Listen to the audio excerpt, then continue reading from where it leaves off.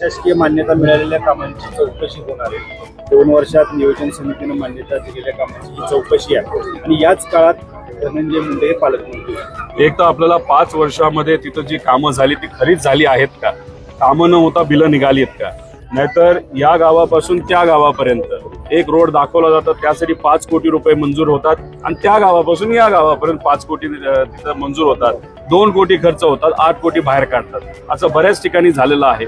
त्याच्याचबरोबर जे कुठले कॉन्ट्रॅक्टर आहेत, ठराविक कॉन्ट्रॅक्टरलाच कामं मिळाली का हे सुद्धा बघण्याची जरूरत आहे आणि त्या कॉन्ट्रॅक्टरच्या मागे कर्णधार कोण त्याचं नाव कराडच निघणार आहे, तर त्या व्यक्तीचं नाव सुद्धा पुढे आलेलं पाहिजे। त्यामुळे ही कामं बघून जे काय पैसे खाण्यात आलेले आहे, भ्रष्टाचार झालेला आहे, कुठेतरी लोकांसमोर आणण्याची जरूरत आहे। पण सरकार जी काय एन्क्वायरी लावते त्याच्यातून काही निघेल असं वाटत नाही।